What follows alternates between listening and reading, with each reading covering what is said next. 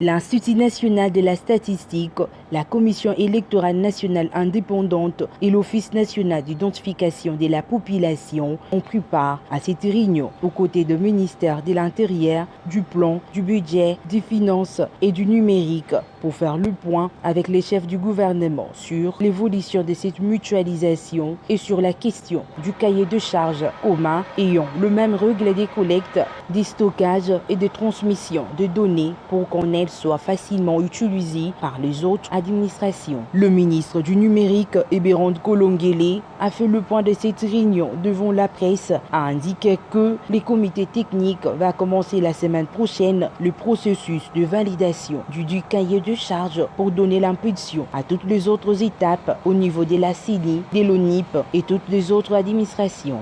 Une très grande étape parce que on avance avec ces cahiers de charges. Le comité technique va commencer la semaine prochaine et donc ce comité technique devra valider ces cahiers de charges et à partir de là, toutes les autres étapes vont se dérouler très rapidement, notamment au niveau de la CENI, au niveau de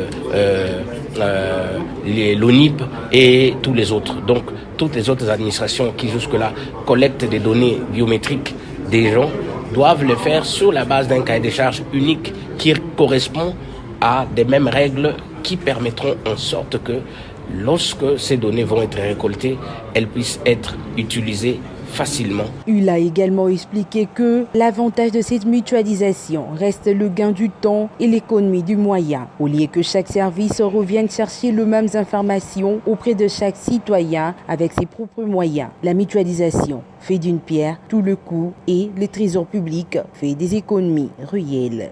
Le gouvernement est dans une démarche cohérente. Ça veut signifier que, à la base, nous avons des données de nos concitoyens qui vont être, n'est-ce pas, récoltées. Et ces données vont être utilisées à différents niveaux, par différents services de l'État. Nous avons la CENI pour les opérations électorales, nous avons l'ONIP pour l'identification de la population, nous avons l'INES pour les statistiques qui doivent être constituées.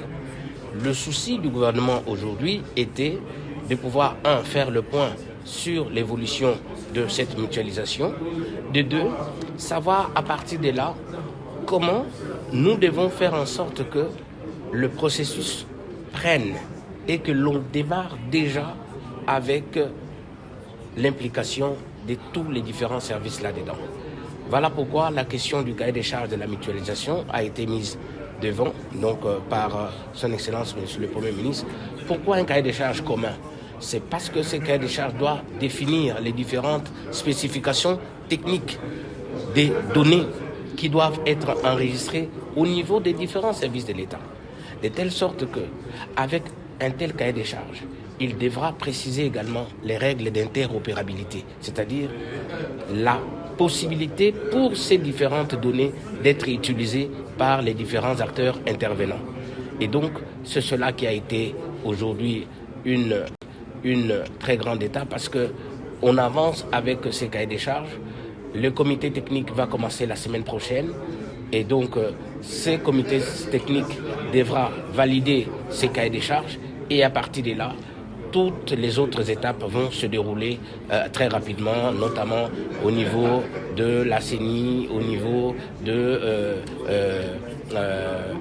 l'ONIP et tous les autres. Donc toutes les autres administrations qui jusque-là collectent des données biométriques des gens doivent le faire sur la base d'un cahier de charges unique qui correspond à des mêmes règles qui permettront en sorte que lorsque ces données vont être récoltées, elles puissent être utilisées facilement, n'est-ce pas, par les autres administrations, parce que les règles de stockage, les règles de transfert, de transmission vont être des règles connues de tout le monde.